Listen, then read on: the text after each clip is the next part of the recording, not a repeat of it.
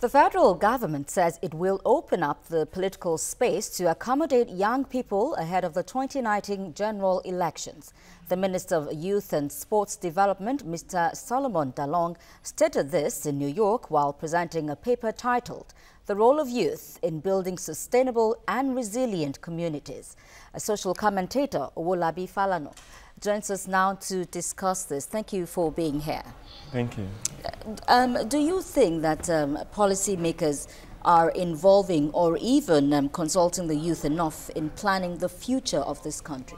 No, the statement made by the Minister for Youth and Sport is quite unfortunate and late, because even if everything is going on fine, the Minister for Youth and Sport himself should not be a Minister for Youth and Sport, because he became a minister at the age of 51. He's not a youth.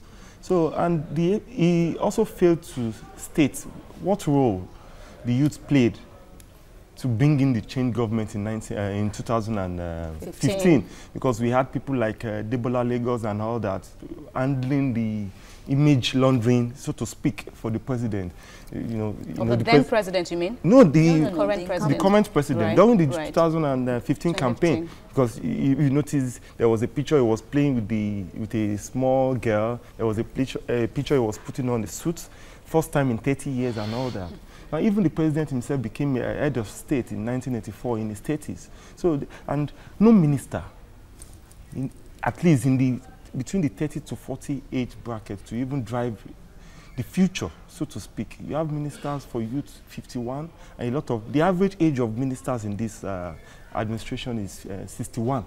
Yes, that is 36. If you plus all their age together, divided by 36, you get 61. So what are we talking about? And we are thinking of the next generation. We are thinking of the next industrial revolution. How can we be part of it? So it's quite unfortunate.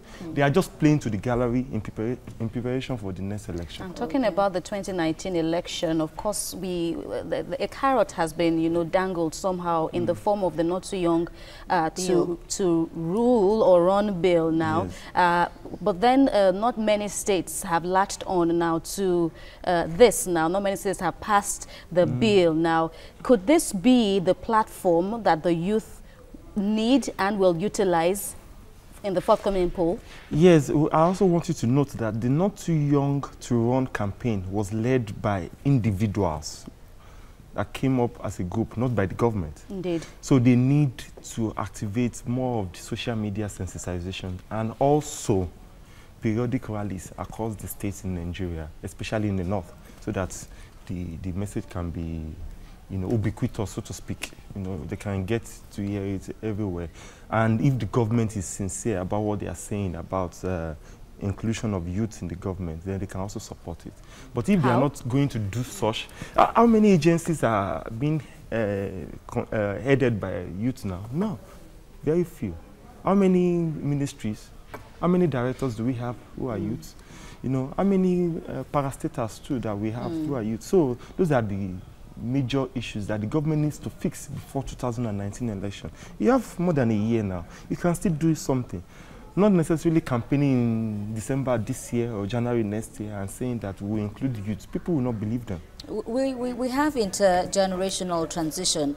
Is the political community mentoring the youth to ensure this takes place? That is what I'm even talking about. Look at the board of trustees members of the APC. Look at their national working committee members. Look at the national executive committee members. How many youth can you find there? So what are we talking about mentoring?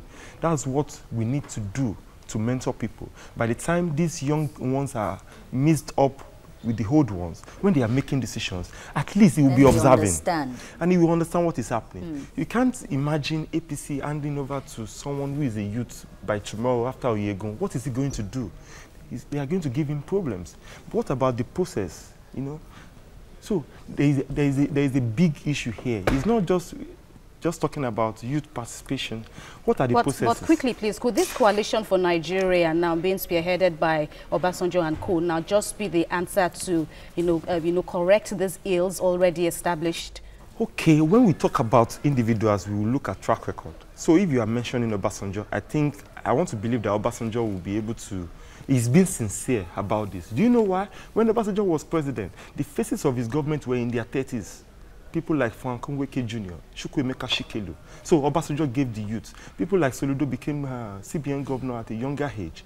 Nasir El-Rufai, Nuhu Ribadu, all of them now are in APC. So I think I want to believe that Obasanjo is sincere because of his track record. So if he's bringing people, well, people like Donald Duke, he was governor at a very tender age. So if they want to drive youth inclusion in government, I can believe them, but not the current APC government.